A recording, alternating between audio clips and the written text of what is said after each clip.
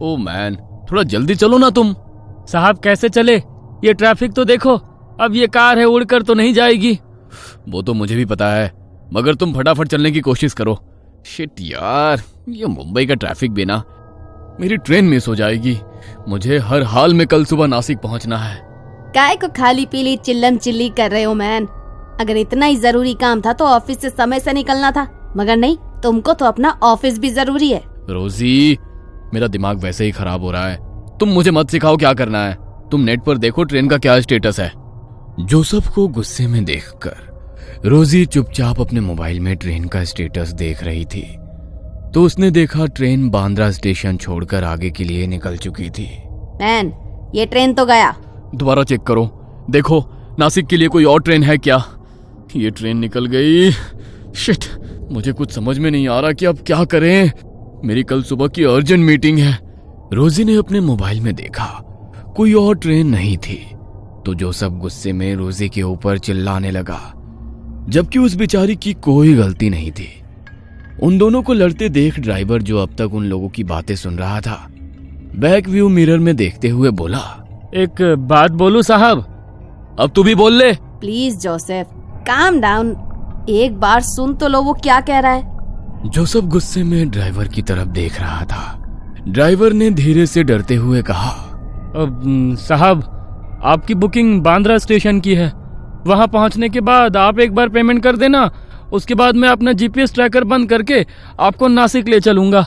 अभी 1 बज रहा है, सुबह के 5, साढ़े 5 बजे तक हम लोग नासिक पहुंच जाएंगे। Are you mad? पूरी रात कार का सफर बहुत थकाने वाला होता है, और उसमें रिस्क भी तो है। तुम दिन भर से गाड़ी चला रहे हो, थके हुए होंगे ना। रे बाबा, रात को सफर नहीं करेंगे। वैसे तुम्हारा आइडिया अच्छा है, और मेरे पास कोई ऑप्शन नहीं है। मैं आगे बैठता हूँ, गाने सुनते हुए चलेंगे। जब तुम्हें थकान लगे तो थोड़ी देर गाड़ी मैं चला लूंगा। जोसेफ, वो जीपीएस ट्रैकर बंद करने को कह रहा है। किसी को क्या पता कि हम लोग इसके साथ ट्रैवल कर रहे हैं। कुछ ऊंच नीच हो गई तो क्या होगा? वैसे भी आजकल कितने सारे केस सुनने में आते हैं। तुम जरा ये क्राइम पेट्रोल देखना बंद करो।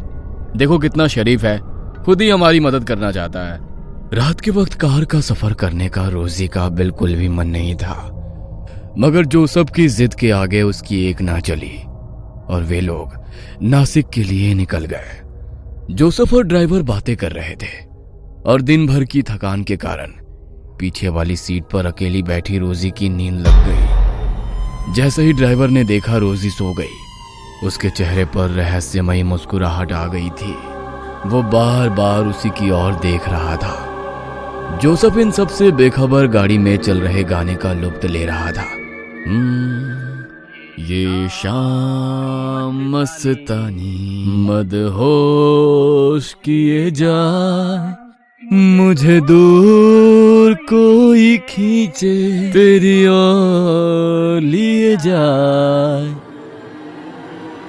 कुछ देर बाद गाड़ी हाईवे पर रुकी। जैसे ही गाड़ी रुकी, रोजी घबरा कर उठी और वो ड्राइवर और जोसेफ को देखने लगी, मगर उसे कार में कोई भी नजर नहीं आया। पूरी रोड सुनसान पड़ी थी। जंगल के बीचों बीच सड़क पर खड़ी कार को देख वो घबरा गई। वो कार के कांच में से ही इधर उधर देख रही थी। उसे जोसेफ कहीं नजर नहीं आया।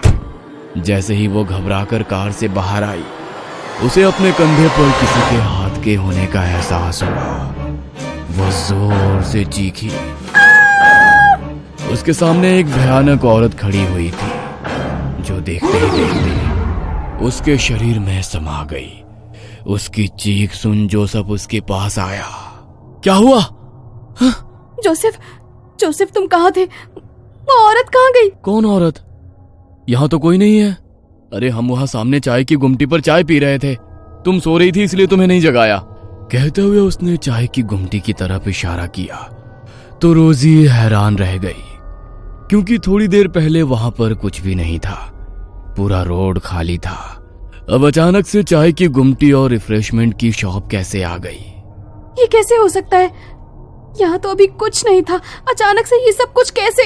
क्या कैसे हो सकता है? जरूर तुमने कोई सपना देखा होगा। चाय पियोगी? फ्रेश लगेगा। जोसेफ उसे समझाने की कोशिश कर रहा था, मगर रोजी डरी हुई थी। उसने ना में सर हिला दिया। ड्राइवर वापस आकर ड्राइविंग सीट पर बैठा और रोजी की तरफ देखकर मुस्कुराया। रोजी को उसका यूं मुस्कुराना अच्छा नहीं लगा। ड्राइवर ने उसकी तरफ सुपारी का पैकेट बढ़ाया। ये लो, इससे तुम्हें नींद नहीं आएगी। जोसेफ के कहने पर बेमन से रोजी ने वो सुपारी अपने मुंह में डाली तो रोजी को तेज इत्र की खुशबू आई और उसे ऐसा लगा कि कोई उसके बगल में आकर बैठा है, मगर वहां पर कोई नहीं था। पूरी रात वो डरी सहमी बैठी रही। वे लोग सुबह सुबह नासिक पहुंच गए। देखिए, मैंने आप लोगों को सुरक्षित पहुंचा दिया। आप बेकार में ही मेरे साथ आने में डर रही थी, मगर मैं आपको यकीन दिलाता हूँ, आज रात का ये सफर आपको उम्र भर याद रहेगा। कहते हुए उसकी आंखों में अलग ही चमक थी, जिसे देख रोजी सहम गई। उसे कुछ अच्छा नहीं लगा। वो अपना हैंडबैग कार से निकालने के लिए झुकी तो ऐसा लगा उसे कोई धक्का देकर कार से बाहर निकाला हो। उसने जोसेफ की ओर देखा, मगर जोसेफ को अंदाजा ही नहीं था रोजी के साथ क्या हुआ है। दोनों होटल रूम पहुंचे। क्लाइंट से 9 बजे का अपॉइंटमेंट है, अभी तो केवल 5 बजे हैं। थोड़ी देर सो जाता हूँ ताकि फ्रेश लगेगा। आओ, तुम भी सो जाओ। कहते हुए उसने रोजी को अपने पास बुलाया, मगर रोजी का मन खराब था तो वो रूम की बालकनी में जाकर बैठ गई। सुबह का उगता हुआ गुलाबी सूरज, ठंडी ठंडी हवाएं, चिड़ियों का कलरव उसके बेचैन मन को थोड़ा सा शांत कर रहा था। वहां बैठे बैठे उसे 2 घंटे बीत गए। उसे पता ही नहीं चला। जब उसने घड़ी की ओर देखा तो उसे पता चला। ओह माय गॉड, 2 घंटे से मैं यहीं पर बैठी हुई हूँ। कुछ देर में जोसेफ भी उठ जाएगा।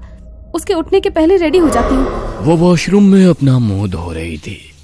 मुंह धोते हुए उसने देखा उसकी गर्दन पर किसी के नाखून के निशान थे। वो हैरान हो गई। अरे, मेरे शरीर पर ये निशान कैसे? और ये क्या? इसमें से तो हल्का हल्का खून आ रहा है। मतलब ये ताजा निशान है।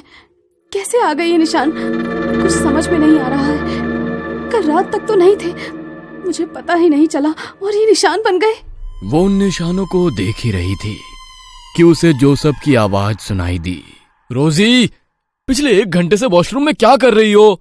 मुझे भी तैयार होना है, क्लाइंट हमारा वेट कर रहा होगा। जोसेफ की बात सुनकर रोजी हैरान हो गई कि वो अभी तो वॉशरूम आई थी। 1 घंटा कैसे हो गया? वो केवल मुंह धोकर बिना नहाए ही वॉशरूम से बाहर निकल गई और ड्रेसिंग टेबल के सामने खड़े होकर अपने बालों को संवार रही थी। तभी जोसेफ रेडी होकर उसके पीछे खड़ा था। रोजी, क्या हुआ? तबीयत ठीक नहीं है क्या? पिछले आधे घंटे से देख रहा हूं तुम कांच के सामने केवल हेयर ब्रश लिए खड़ी हो। क्या हुआ है, बोलो। जोसेफ की बात सुनकर जैसे ही रोजी ने देखा, जोसेफ रेडी था, मगर रोजी का तैयार होना बाकी था। यहां तक कि उसने कपड़े भी नहीं बदले थे।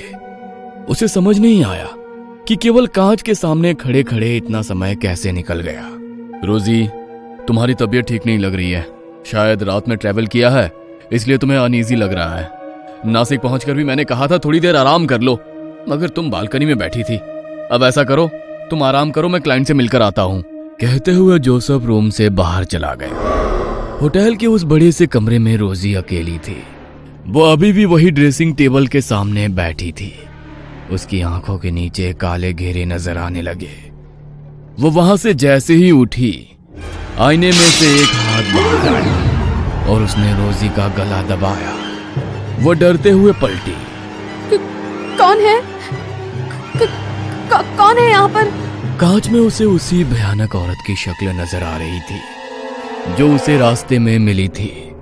रोजी डरते हुए कांच से 2 कदम दूर हटी, मगर वो औरत रोजी के और करीब आ गई। कौन हो तुम? कल रात से मेरा पीछा क्यों नहीं छोड़ रही हो? चली जाओ यहाँ से, प्लीज चली जाओ।